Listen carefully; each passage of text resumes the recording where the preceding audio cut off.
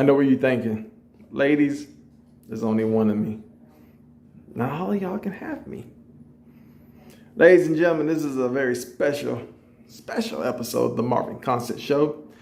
The hardest hitting mofo to ever put on the pads at the University of Alabama is going to meet the other hardest hitting mofo to ever put on pads at the University of Alabama. Two-time national champion, Super Bowl champion at Kansas City, linebacker with the Detroit Lions. Yes, sir, we're talking about the one, the only, Reggie Ragland. He's coming to the Marvin Constant Show, but instead of me, we're going to have somebody special. Marvin's teammate, 4-year starter at the University of Alabama, Gerald "Smoke" Dixon, is going to be taking my place for one time only on this episode. And we're going to have a little special name. We're not going to call it the Marvin Constant Show. Oh, no. I think we're going to name it something, let's see. Well, let's name it this.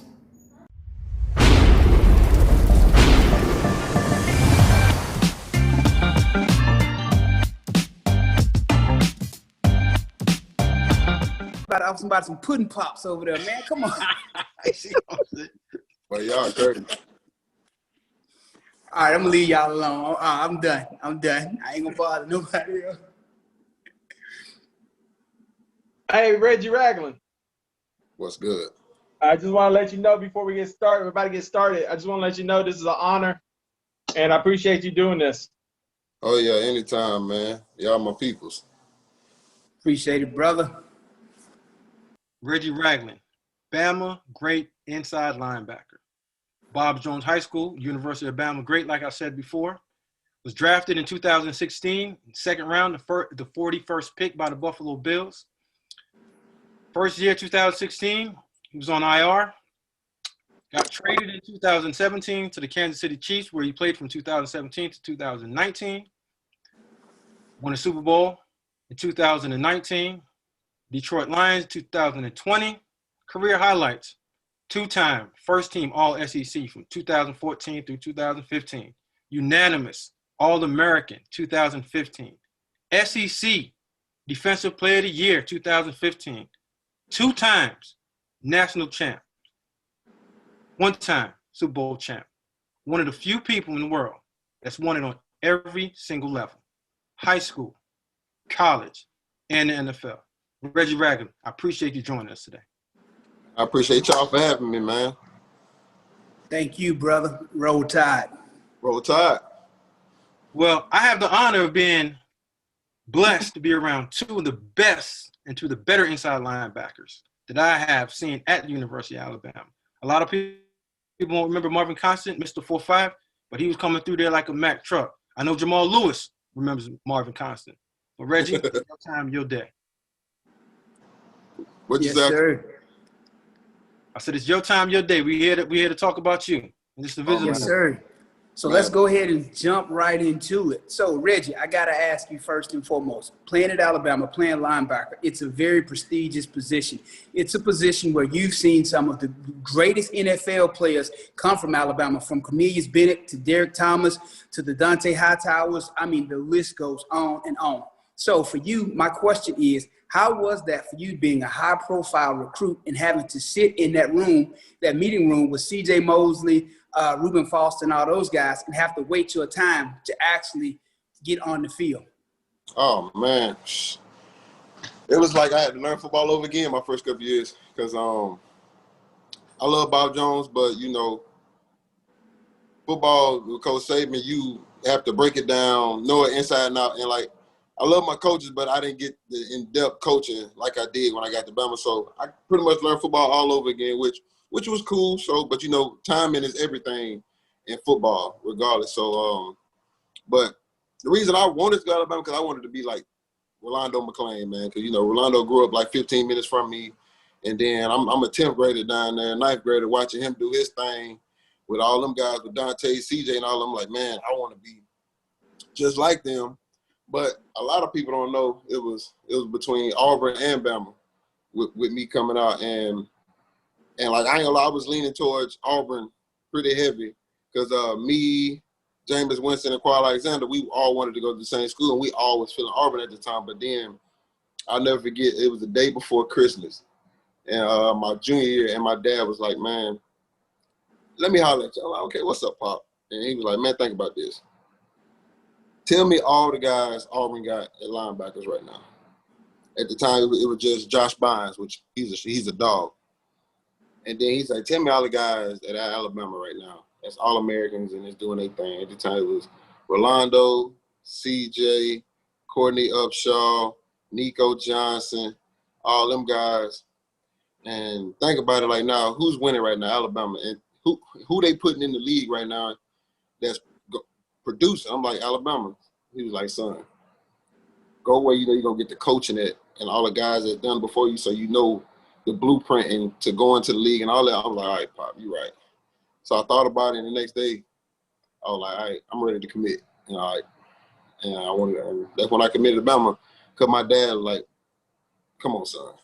You got to realize if you want to be the best, you got to go play with the best, and you got to go against them all day, every day at practice to become the guy that you want to be." I'm like, "You're right." So, but my time in Alabama, I ain't gonna lie, the first couple of years it was stressful.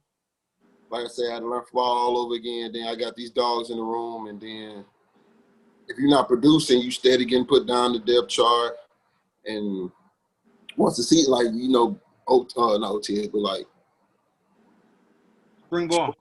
springtime, if you're not producing, the coach is, "All right, cool. We're going to go with the guys who we want." So my first couple of years, I got put on the back burner. But then I was like, man, because, like, y'all know Kendall Moorhead. So Yeah. That's was my roommate in That's college. his roommate. Two of the first guys I met when I went to Bama.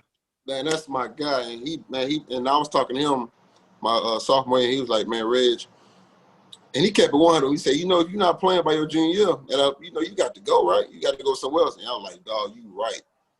So then going into that springtime, I'm like, "All right, man, I'm finna buckle down. I'm really gonna learn this, and I'm really gonna do this." And then my mom ended up becoming a diabetic, and then like a couple weeks later, my dad ended up having a stroke. So like in my head, I'm like, man, I really got to go get it now. Right. And well, let me just follow up with this then. So. Oh yeah. Okay. But that gave me that extra that I needed, because like I could have been like other guys and just ran and just went somewhere else and got a chance to play. But I want to play here for Coach Saban, and I want to get on the field here, because like to us, like the thing for me was we knew when we had the chance to play in Alabama is when you was in the starting lineup and you seen yourself come across the boards right before the game. Reggie Ragland, Huntsville, Alabama linebacker. Like that's how we knew. That's what I wanted to do, get on the board so these folks can see my face. And then going to my junior year, when CJ finally got the hell out the way, I finally had the opportunity. I started off in base, and then like I was in base, and then Ruben was in nickel, and then Ruben ended up having some issues like his neck and stuff, so they put me in base and nickel. And I love Ruben to death. I never forget. I told Ruben. I don't know if Ruben remember this, but I told him, I said, "Dog, you ain't gonna get your spot back." going into that year. And then, man, I just hit it full on, man. And then by the time we played LSU my junior year, at that time, I was like, man, I just wanted to play ball, get back on the field, because it's been like 2 or 3 years. I'm like, man, I'm not worried about the NFL. I just wanted just to play. Right. So let me touch on this then. So how did your experience at Alabama on and off the field prepare you properly for the NFL? On the field and off. Like off the field, like I was always to myself. I'm always laid back, so like I don't really fool with too many people. But like I've always just been focused. When I want something, I've always been like, all right, I'm gonna get it. Cause like you can ask my parents. Like my parents used to make me have to leave the house when I was in like middle school and high school, and like I didn't do too much. Cause like I didn't really worry about females, and I was like, man, this is what I want to do. So I want to put myself in the best position possible to get what I wanted. And then when I got to Coach Saban, the day everything changed for me was when, and like we had a team run, we in practice. So I'm thinking I'm hitting the guards real good, getting them off. But then I'm walking off the field, and he was like, I'm just looking, everybody look at me. The next thing I hear Coach Saban's voice, and he was like, "Hey, Reggie, you playing like you soft as baby shit." I'm like, soft as baby shit. I said, damn, I thought I did pretty good. But then after he told me that, man, I swear, that next time I was out there, I tried to kill the damn guard and make the play, man. Like I guess that was just his way of he seeing I had the potential, but he just gotta bring it out of me, and he damn sure did. He brought it out of me, and I gave him everything I had, man. I appreciate him for everything that he didn't done, because he made me grow up. Like, I've always been a nice guy. I've always been good at football, but like he made me go from here to here, and that's the first thing he told my parents is his job is to turn me from a young man into a grown man by the time I leave, and he damn sure did that. Well, let me ask you this. Coach Saban, he's known for having very personal relationships with several of his players. What was your relationship like with Coach Saban, and how did that prepare you for life outside of football, meaning off the field? How did that prepare you for that, and what was your favorite moment from playing at Alabama and Bryant-Denny? Oh man, first couple years, like it was a little rocky, but then once I really just finally came into myself and came into my role, I finally sat back and tried to understand what he was trying to do. Because, being 18, 19 years old, you really don't know. So you smelling yourself, you think you know, but you really don't know. Right. And then, like, I really didn't fully understand till after the fact what he was doing. And I'm like, man, he knew what he was doing. Like, he knew he had to push me and say things to me that was going to trigger me that I didn't like, but that was his job to get everything up out of me. And like I say one of my favorite sayings that Coach Saban, he always says, see a little, see a lot, you see a lot, you see nothing at all. Great quote. Like, ever since then, like, I see what he's saying, especially like on the football field. Like, you got to see the little things to see the bigger picture. But if you go seeing the bigger picture, you won't see nothing at all. So you got to start off small to get big, and you can't go big to get. So I'm like, man, all right. That's my favorite saying from him all the time, man. So, yeah. Love it. All right, so let's jump from college. You already did your thing in college. Let's jump to the pros, right? SEC Player of the Year, fresh off a national championship, right? Remember coming into our draft room when you came on your visit, you told me that Big TJ told me to look for you, looked out for you, went out, had a great dinner, right? So let's spin that a little bit forward. So we go to draft day, right? All Bama Nation, and most of us had you in the first round. You slipped to the second round. You look dapper on the stage, on the red carpet with your suit and your folks around you, but you fall to the second round. How was that coming back to the green room, day two? How did that put you over the edge for the next few years of just challenging yourself as a first rounder and not a second rounder? Man, it ain't nothing I haven't been through before. Cause like I've always had to go through things to get to where I want to go. Like at Bama, my first 2 years not playing at all, playing special teams, then finally get my chance of playing. But then falling into the second round, it was tough. Cause like you said, I just knew I was going to go top 15. I just knew it. Like, right. I just knew it in my head. And then I had my mom, then my dad there, my family there. So it was probably the hardest. Your suit game was sharp. Oh, yeah. I had to do that, the Cartier on and everything. You know what I'm saying? But, man, it was probably one of the toughest moments of my life because earlier that morning, Ian Rappaport reported I had enlarged the aorta, which I did, but which he got reported at the combine, and then we had told all the teams we was good, like with nothing. But then for that to happen in that morning, I just felt like teams was like, is he lying or something? Or what is it? So, and then for me to sit in that green room forever, because like I've always pictured myself being on draft day, coming through, hugging my mama and my dad, walking down the carpet, hugging the commissioner, dapping him up, whatever. But then for me to fall back, I'm like, man, it took Ashawn Robinson and Jan Reed to keep me there. Because I damn sure about to go home that morning. I was sure about to go, but then they was like, man, don't do it, bro. We here. Might as well just sitting here, get our name called. We still get to walk. Right. And I was like, man, yeah, y'all right, man. Y'all right. All right, so we stayed. And which I'm glad I stayed, man, because I still got to see my dad cry, my mom cry, everybody in my family, man. So it was tough. But at the end of the day, it was the reason why that happened, to give me motivation just to keep playing and keep balling. Because I know once you get your foot in the door, you in the door. but it's even harder to stay in the dough. So, but like I just knew, man, once I get in, I just want to go ball. That's all I want to do. I don't want to worry about nothing else. I just wanted to go play and get my name out there and get respected by all these guys that was already in the league. Right. All right, so once you got in, you had an issue. You ended up hurting your knee, tearing the ACL. I can tell you all too well, that is probably one of the most mentally taxing things an athlete can go through. For me personally, it was depression upon depression upon depression. And no matter how hard I seemed to work, nothing seemed to go right. It was by far one of the most challenging things I went through in my life. So how did that affect you in your career? And, you know, was there any major hurdles that you had to get over mentally once you got back on the field? Yeah, because like I tore it a week before preseason.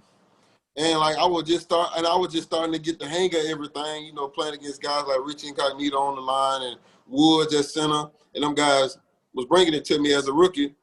And then I had Reggie Bush on my team, Stephon Gilmore, all them guys out there, all them big-time guys. I'm like, man, I was starting to think, okay, I can play with these guys. Let's do this. Rag, you got to tell them that you were starting at inside linebacker. You selling yourself short like you were on third team. Listen, I was there. I was a pro scout with the Buffalo Bills, right? So I was there in practice. I saw the play. He was having the best camp out of all of our linebackers. So don't sell yourself short. But go ahead, though. Sorry to interrupt. Hey, Reg, can I interject real quick? What's up? So I told my ACL and patella on the last play of a game. 3 plays before that, Smoke dropped the interception that would have ended the game. He didn't tell you that part. Damn. So, Reg, listen. Listen, my freshman year starting LSU, right? Right. Maybe the game of my life. I have 2 interceptions in hand. Third one coming down, right? On a post route, going up for it. Man, I got crushed, and he's not going to tell you. I got hit so hard by Jason Jones, one of his guys from his high school, Coach Jones, DB coach right now. He didn't tell you that the guy knocked out my hand. But, again, I should have came down with the pick. I should have been practice catching a little bit more. And, yeah, it was a great game. We won, but I picked that off. It's still in the back of my mind. If I would have picked it off, I don't know if he's everything for a reason. Just like with me tearing mine. So, but like you said, Smoke, I was starting. Me and Preston Brown, and I love playing for Rex, man. Right. I loved it. Like he's a player's coach. Then you got Rob, his brother up there. Then you had his partner Weeks. Weeks, my guy. We know about Weeks. Keep Weeks where Weeks at. Yeah, man, it was crazy because my knee didn't swell up until after I got the MRI, and I'm riding back to St. Joe's. Yep. St. John's Fisher. St. John's. So Fisher, yep. St. John's, and I'm riding back. My knee ain't swell up until the doctor said, "Hey, you tore it clean." My knee ain't swell up, and then when my knee swelled up, that thing got stiff. But like you said, man, I was balling. Yeah. Marvin, he was on a whole nother level. Man, he played linebacker at Alabama. I know he was on a whole nother level. Right. Because in my mind, I'm like, man, I'm finna go get this damn rookie of the year. Right. I remember us talking about that. Oh, man, I was going to get it. Like, because the last one was Kiko in it. Alonzo in it. Yep. I'm like, man, I'm finna go get it, man. Like, I'm playing out here, and then, boom, my Ted. And then going through the process of being in cold-ass Buffalo. It's dull as hell. The sun stopped coming out. Ain't nobody up there but me. I'm going to rehab, and I'm driving in the snow, ice skating. So, Marvin, he didn't tell you that, right? So, every single day of his rookie year, who'd you eat lunch with? We ate lunch together every single day. Every single day. Every single day. It was the least he can do after dragging you to Buffalo in the middle of nowhere, no man's land. But the thing about it, though, man, I knew about them fans. I just wanted to ball. I just wanted to play. That's the type of cat I am. Like, and then in my mind, I'm like, cool, I'm in Buffalo. I ain't got no reason to go spend no money. So I can save it. I'm good. I'm chilling. Right. And then, like you said, man, that was tough for me because you can't walk and move how you normally move. This my first injury. Well, to the point my season over with. I'm mentally, I'm done. Right. Like, I can't stay. Hey, I'm begging the trainer Sean. Hey man, I gotta go home because I can't do this. Right. So, but being home, it made it a little better. But it didn't make it better. Then you seeing Le'Veon Bell come up in Buffalo, rush for damn 234 yards, and you knowing you could have did something about it. Right. But you in the skybox chilling. Was it Thursday night football? We got the color rush. We got the Jets in there. That probably is one of the livest stadiums in the NFL. That thing rock. I'm knowing I could have been out there doing my thing out there. But then that also gave me motivation to like, man, look, I got to get back. Right. I got to get back. I got to be playing. Then next thing you know, boom, Rex gone. Right. And So now new regime comes in because we all got fired. You know, I got hired back. Sean McDermott and Brandon Breen brought me back. So I was back in the building. So we roll around to training camp, right? Mm-hmm. Training camp. Remember that last day, trade to Kansas City. And you know what I said to you? I said, hey, listen, everything happens for a reason. Go out there and show them that you're still a champion and you're still Reggie Ragland, right? Because the defense wasn't fit for you, right? So you went to a defense that was fit for you. Now, when he giving me a chance, threw me to the wolves. But speak on that. They threw me to the wolves, man. You can tell. The linebacker coach, he really wasn't fooling with me. But I'm still coming out injury and I'm still hurt. But I'm trying to gut it out. That's the type of cat I am. Right. And you know I win myself. I'm limping while I'm running. Right. But even though I was limping, and the preseason guy still made plays. Right. So I still wanted to get that out and let you folks know I still can make these plays now. Man, you and Gerald Hodges was making plays that one scrimmage, man. Y'all was all over the place, right? Right. And Gerald the dog.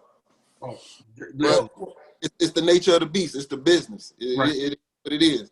And Well, you got business at the end of the day. Well, let me ask. Go ahead. Let me ask you this: right. Playing with Patrick Mahomes and all those guys, how did they help you to elevate your game? Because again, when you're playing with the best of the best, you gotta rise to the top. Because if you don't, you're gonna drown. Yeah. In my head, I feel like I'm one of the best. You are. And I can show, and I know I can show this league I can play. But when you got guys like that, you got to take your game to a whole nother level. Like you out there guarding Travis Kelce every play at tight end. And then you got Damian Harrison coming out the backfield. At the time, Kareem Hunt too. And then you got Tyreek Hill out there. You got Mecole Hardman. You got all them guys out there. Right. So, and then we out there, we out there talking every day at practice. For teams to be good in this league, you got to keep pushing one another because, guys got their own agendas. In this league, like, man, I ain't got to come out here and do nothing for you. I got 30 M's in the back. I ain't studying y'all. Right. But with that team, no egos. I kid you not, no egos. None. So let me touch on this, right? Fifth year in the league, right? Fifth year. Right? Third team. From each organization, what have you learned, good or bad, that you can help out another young Bama linebacker when they come to you and ask you questions? Oh man, that's what I want to do. That's what I was told. Like CJ brought it down to me. Rolando brought it down to CJ. So I'm not that type of guy to come. Hey, so if it's a younger guy on the team, I'm like, hey man, get out my face. I ain't that guy. Never will be that guy. Cause we all fighting for the same job. But I know at the end of the day, I'm in there. Like I know what I can do, and I know I know myself. But like I would never tell a young guy, hey, some wrong stuff just so he'll mess it up and I can keep my job. No, I don't want to do it because that's bad karma on yourself. Right. So like every chance I get to explain stuff to guys and what I've been through, like I tell them, like you got to be a man in this league. Like even the rookies come in, like you got to be a man in this league. Ain't nobody babysitting you. Right. And like it's still guys in this league that are older, still don't know how to push through certain things. Right. And like me, it's the difference between being hurt and being sore. You sore, you out there. Like, right. If you out there, don't give me no excuses, man. Like, these folks in these offices don't care. If you out there playing, that means you healthy enough to go play. You can't be out there playing scared. You can't be out there playing timid. You can't do none of that. One of our like, many conversations that we had. what'd you say? I said one of our many conversations that when Many you first conversations. came You in, out there, I told you business. you got to go get it. Ain't no excuses. You out there, you got to play, man. Right. It's 100% business. Even though we are sci-fi, we have to keep it business, and that's how I try to keep it with you in the building, right? Yeah, and that's what I respect. Even after the new regime came, we couldn't chat how we wanted to, but we still did our thing. You know what I'm saying? Right. But And the crazy thing is, I tell all the guys, if it was Marcel, Reggie, Cordy Glenn, anybody, if they came up to me and just asked me, I was straight up being honest. straight And up. being professional, not telling you, hey, this is going to happen, but being as professional as possible within your job title, right? Mm-hmm. And that's what I really appreciate about you guys, man. You really came to work. But here goes my next question, all right? So flash back to that AFC loss that you guys had against New England, right? Great play down in the goal line with your interception. But you lost the game, right? You guys took the L and didn't go to the Super Bowl that year. What did you learn from that experience and losing that game? And then we talked afterwards. You can share about what we talked about. But what did we learn? What did you and the Kansas City Chiefs learn to get you over the edge the next year to win the Super Bowl?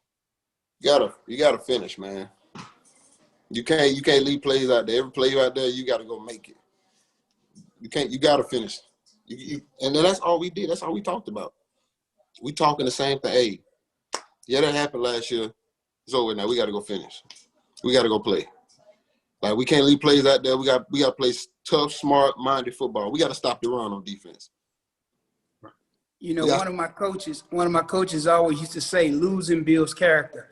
Because again, either you're gonna rise up and you're gonna figure out what you did wrong to improve upon it so that it doesn't happen again, or you're gonna keep losing. It's one of the two. You got to pick a side. There's no in between. Either you want it or you don't. Or you don't. And like, that showed how much we wanted. Man, we down 24-0 in the first half against the Houston Texans. 8 minutes to go and going into the halftime. Shit, you look up, it's 28-24. Going in, and then we ain't look back. They ain't score no more. That was an impressive win. Very impressive. And then who we played after that? Then we played the Titans. They went up on us. I think 10-0. Right. All right, cool, bet. We've been here before. We know what to do. Let's play. Boom. So tell me a little bit about when you guys are in that huddle and you guys are down double digits. What are you telling your other defenders? What are you telling your other teammates while y'all in the huddle? Getting ready to come back from that deficit. Oh, man, it's time to play. We got to go. Like, we set the tone. Defense set the tone. Offense sell tickets. We win the championships, man. If we don't show up and play week in and week out, we not going to be good. So we got to go play. Hey, y'all, let's go. Hey, 5-5. Frank Clark, do what you do. Hey, Chris, go give me that sack. Hitch. Call that thing out. Let's play. Let's go. I will say. Lockdown. Let's go. Hey, Tyra, do what you do. Like, let's do this. This is what we do. Then, boom. Then once all them cats get to talking, it's beautiful, man. When guys on the same page and everybody talking, they talk, and they feeling themselves out there, oh, yeah, it's hard to beat a team like that. Y'all did a great job. Y'all did a great job shutting Henry down because he had been running it down people's throat. Y'all did do a great job at killing that so that y'all, putting yourself in a position to win. Cats don't want to tackle Derek. I love Derek to death. But I'm going to sit off in that hole. It's my job to play defense, man. If you're a defender, you out there for a reason. You can't be scared. And like Derek, one of my favorite guys. Now, me and Derek talk all the time. You can't be scared, man. Like, he a man just like you. You got to but he got a lot of people on his highlight reels though. Cause them cats was scared, man. Like, Derek good. Yeah. Oh, but you can't be scared to come up and tackle Derek. Right. You got to make your mind up as soon as that play go. You see him with that ball. Oh yeah, I'm about to go hit him. Ooh, that stiff arm knockdown. Let me slide up on them hips. Let me get him. I would. Like, guys, I would love to tackle him. I'd have loved to got some of that. Oh yeah, I got enough of it at school. So, but man, it's just a mindset. Like, this league's just a mindset, man. You gotta make your mind up and go. And like right now, even though we don't have a record to show it, but man, it's one of my favorite teams, man. Like, everybody is together, but we just gotta keep finishing. We We got to keep finishing plays off. And we got the pieces to do it. People think I'm crazy, but we really should be 4-0 right now. We left plays out there. And good teams don't leave plays. Not at all. We a good team, but we just got to keep pressing the issue. We got to keep making each other better. We got to keep talking. We got to keep grinding. And we got a good chance of running off some games right here. Now, just touch on it. Right now, you're not playing inside linebacker. You're playing more on the edge. We spoke about that. What are you doing right now to make sure that you can be the best Sam linebacker that you can possibly be until you get your chance back at Mike? Oh, I'm still in on the inside now. I'm just going both ways now. Because, like, a lot of stuff, like we call, it has me also on the edge. But, like, I'm just trying to show my versatility. Right. Exactly. The more you Put can that do, money in your pocket. the more you can do in this league, the more you get out there. So, like I'm learning how to set the edge where I ain't never been edge set. I'm learning. Right. And then I'm learning how to pass rush even better off the edge on every down. And then when I go on the inside, I do what I do. I try to stop that run, but I'm just enjoying this, man. Like, that's why I haven't think I've been doing in the last few years is really enjoying the game and the process of getting to where I'm at. And right now, my head is in a good space. I'm not gonna lie. Like this, like me not being where I want to be is making me work even harder. Right. And like I respect that. We didn't get OTAs, we didn't get none of that. And I got a lot of good guys in my room that can play some damn football. Like, we deep, but everybody in my room can play. But we all got to be consistent. Right. And get this thing to roll, especially in the room we in, like, we can be dangerous, man. Like, we got so many pieces. Like, everybody can play everything in my room. Jamie Collins can play off the edge. He play inside. Then you got Christian Jones who can play off the edge inside. Then you got Jelani Tavai. He play off the edge and play inside. JD play inside. We got a bunch of guys who can do everything. So that keeps me going and up on my A game and me knowing my stuff and me perfecting my craft, coming in early, staying late, lifting more weights, getting my cardio in more, just doing more things like that because them guys pushing me to become the better version of myself. And, like, it's been a while since I had guys really just push me. Right.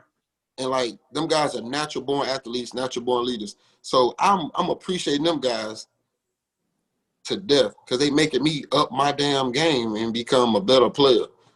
And that's one thing I love about this room. Like, this is probably my favorite inside back room since I've been in the league. And I've had some good rooms, but, like, I feel like we're not – like, this room here has been the closest I've been to all my guys, if that makes sense. Reg, you know what? This is the best I've heard you sound in terms of just your enjoyment of the game since you left Bama. Man, even though you won last year, just your energy overall. Man, and like you said, playing with one of the best athletes in the NFL. A lot of people don't know Jamie Collins. Just touch on that real quick, let everybody know. Man, Jamie, my dog, country boy, Mississippi. Like, me and him, we talk. That's my guy. Like, he always dropping knowledge on all of us because he didn't been in situations where he's like, look, being traded away from New England, going to Cleveland. We talk about that all the time. Then going back to New England, and then him coming here, man, and he always dropping nuggets and knowledge. I'm always constantly talking to him and trying to figure out what's going on, and like, that's a real dog mentality that he has. It's the reason why he didn't got paid a few times, because that man can play, and he's smart.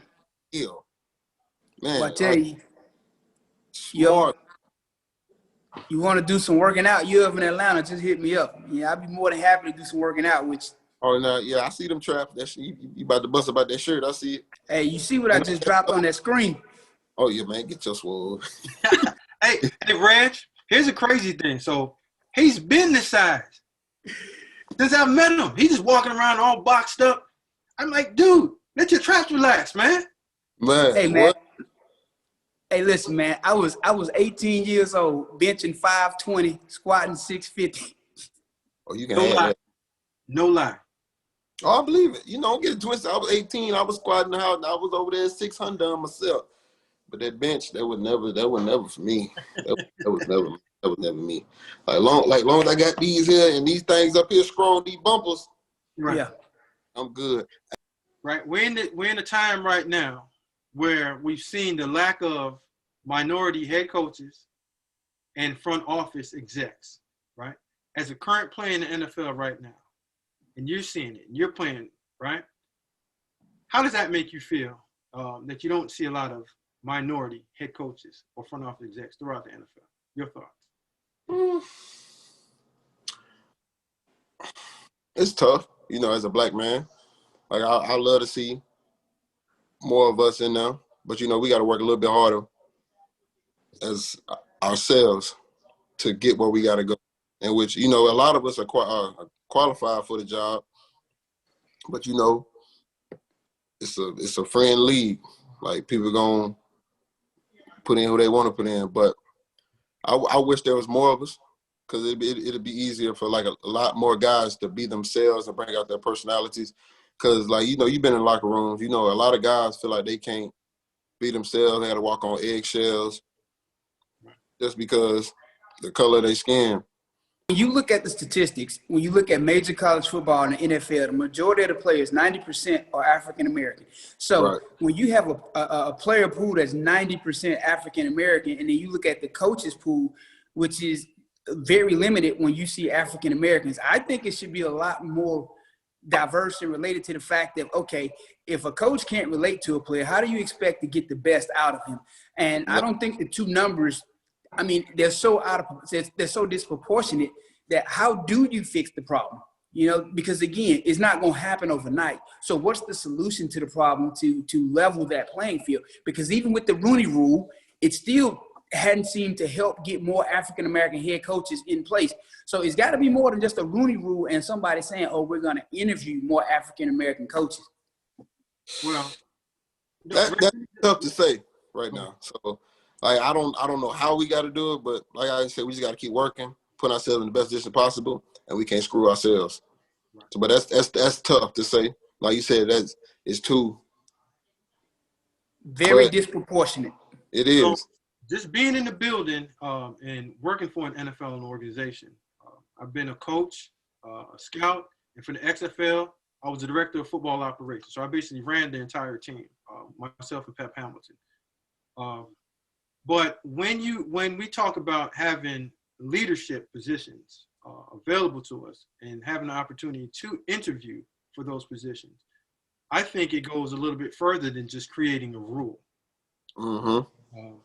We have to have ownership, right, in order to hire who we want to hire, because regardless of whatever your skin color is, gender, or race, right? Right. We're going to hire who we want to hire, right? Because if you bought the team and if it's your money, you should be able to hire who you want to. I just believe that we need to put ourselves in position to become. Hold on. Let me ask you a quick question, though. Go ahead. When somebody buys a team, does not the rest of the owners have to approve it? And that's where I say we have to Exactly. put ourselves in position to create ownership. Right? So how do you prevent them, though, from preventing people from buying teams that they don't want from buying them? Because again, it's all to a vote. And they have their little boys club where they want to keep it all in their little tight-knit circle. So how do you even break that cycle to even get minority ownership? And I believe that, and that's what I'm saying. That's where we have to break in, because what's happening is a lot of ex-players say, well, I want to become a coach. I want to work in the front office. I want to become a scout. But a lot of us are playing ball when a lot of the guys are working towards getting those jobs. You see what I'm saying?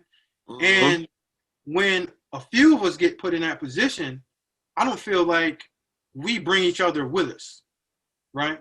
Because like you said, everyone creates a club, regardless of what that club is, right? We all Bama Sci-Fi here, right? Exactly. If there's something going on and I know that I need somebody that's a Bama guy and he's qualified, there's no doubt that I'm going to hire him, right? But I look past color because I believe everyone should get the job that's right for them or is qualified for doing the job. Right, and like a lot of these guys are qualified to play, to teach certain positions. Right. Cause like we see it in the league, like it's guys getting jobs, coaching guys that have never played a position in their life. So how can you tell me how to take on a block and get off a block? Right. Okay. Like you could probably teach me how to catch, but how can you tell me to run a route if you ain't never ran it? Like if you ain't never had to get off the line or get jammed, you ain't never had to come up and take on a block. you know, that was one of the things I've always said.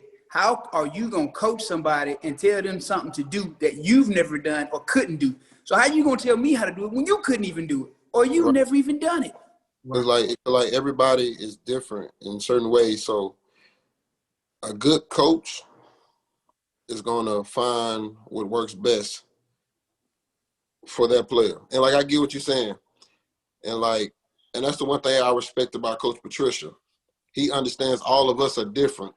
So he watches film so much, he said, okay, cool. One guy might not be good at using the flipper. So let's find him a different way of just using his hands, hat in hands, using his face mask, boom, button pressing the guy and get off. Like some guys might have to use the flipper, boom, to get off. And like a good coach is going to find ways that works for that guy, regardless if he hasn't played the game or not. And like if it makes sense for me playing, okay, cool. I'm going to try it. If it doesn't work, then I'm going to go the way that works for me. Right. And while we can say we both are, okay, cool, you tried it, boom, we good. But a good coach is going to find a way that works will work best for all his players. Right. Now, Marvin, right? So I've never played defensive line, but I've coached D-line. I've never played linebacker, but I've coached linebacker. And so to go off what Reggie said, I'm going to piggyback off on. I believe that you can teach a position that you've never played before. Well, just hold on for a second. If you can teach. So right. my biggest thing is a lot of these guys can't teach. There you go. Right. A lot of these guys can't teach. Right. Well, here was my point. But let me finish my thought real quick, Marvin. Okay. So, and I'll let you jump on this hot topic. So when you look at a coach should be able to relate, right? Teach and understand the player. Because before we were all coaches, right? And at one time I was, you have to be a teacher. And I think what's missing from the game right now is you have a lot of coaches that are skipping that teaching stage, and everybody got this book and they're getting it from this guru, and this guru saying, hey, this is what you're supposed to do. But really they haven't studied the material that they have to present to the player, right?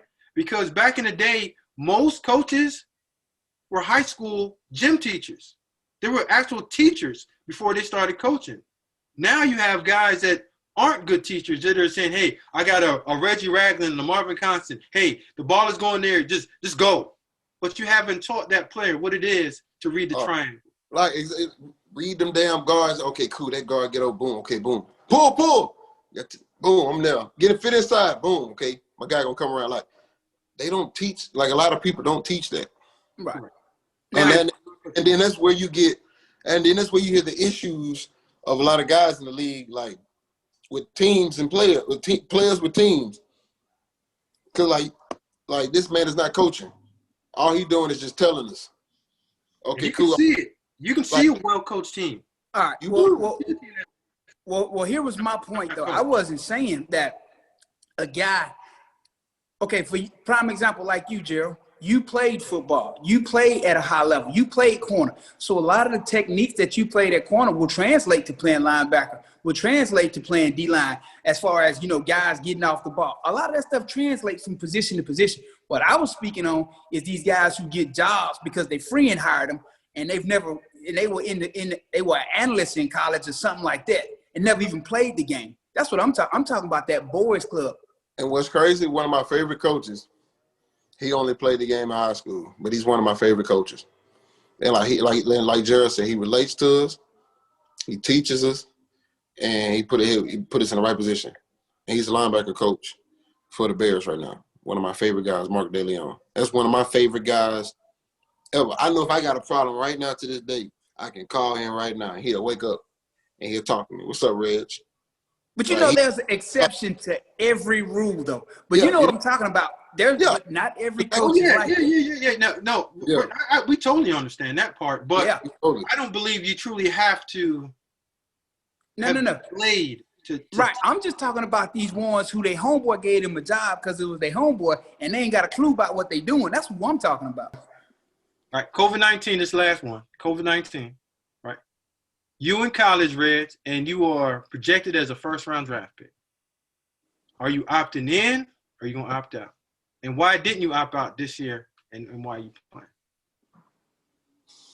If I'm in college, and okay, so what am I projected? First round, like you are, top 15. I'm opting out. But that's hard to say, man, because I'm a competitor, and I'm be like, man, I want to play with my dogs. I'm gonna be somewhere training. And I'm like, man, I want to play with my dogs because, like, you only get this experience in college, but you only get this shit for 3 to 4 years. Right.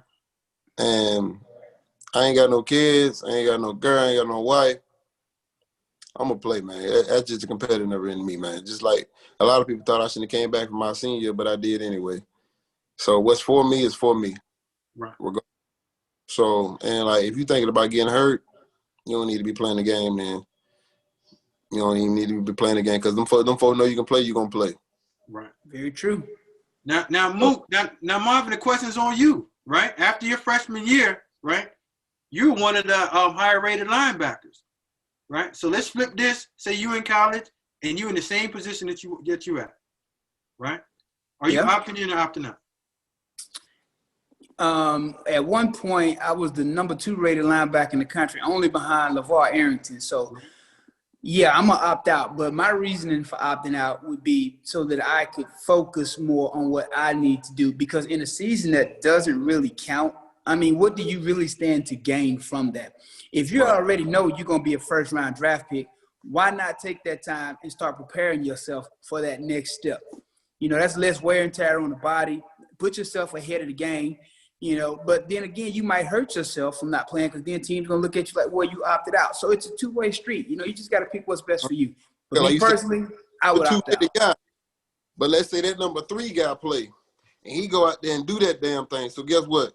You go on to number 3, and he at number 2. Right.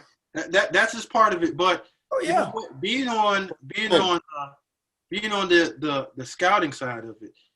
And if you ask me my personal opinion, and I'm writing up Reggie Ragland and Marvin Constant, and both of you guys opt out, right? During this time, I'm not gonna hold that against you, just because I've seen Jalen Smith, right? To me, one of the best linebackers that I ever evaluated on film, right? If he doesn't play in that game against Ohio State and Taylor Decker don't hit him, he first round, top 5. He's the number 1. So to me, well, you know, I'm a linebacker, and that's my dog. Jalen, one of them, you know, me and Jalen out together, Miles, Jack, all of them. Jalen different, man. The best, I'm telling you, flat out, that best linebacker that year, him. Love you, Reg, him. That's all good. I'm still a dog. Roof. But Marvin, you know what? I'm gonna take it from this angle. Is say if I'm a parent, right, and my son Trey is a top 10 pick, right? I'm gonna go ahead and tell him to opt out too, and it's not from the fact of getting yourself ready. The fact is, we don't have enough information with this to say that you're in college to go play. Now, Reggie, you're a pro.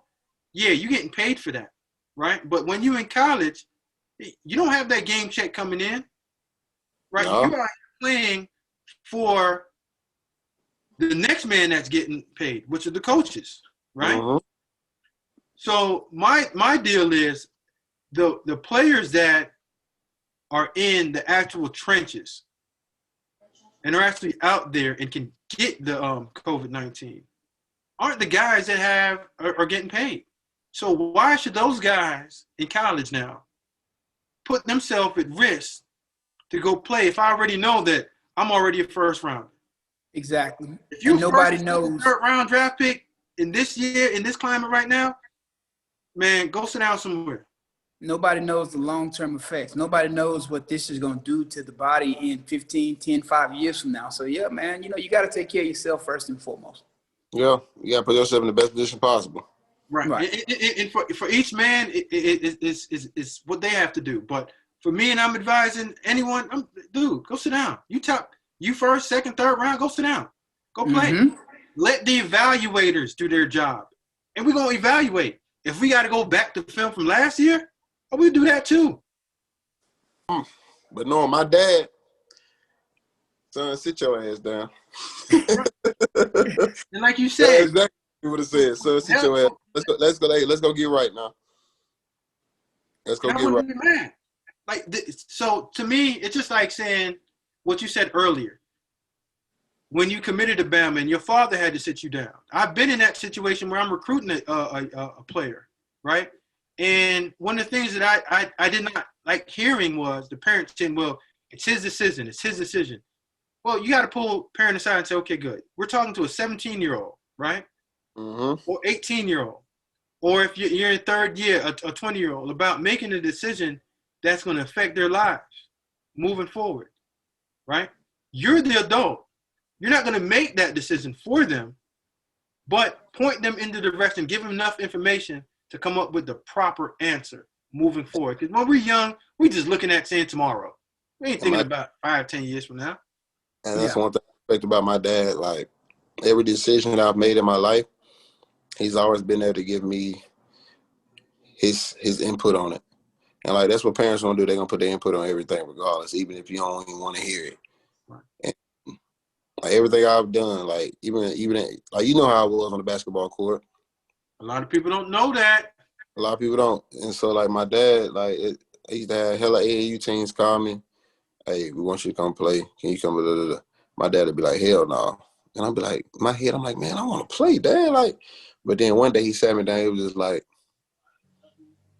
I didn't instill a lot of good habits in you in playing this game. You go somewhere else, they might. That's a very solid point. Well, Reg, listen, I appreciate you sitting down and spending time with us. I appreciate y'all for having me. Man, thank you again, brother. Hey, it's always good to have another linebacker from the illustrious University of Alabama on. So thank you, brother. It'll be you, baby. All day. Sci-fi. Love it. Sci-fi.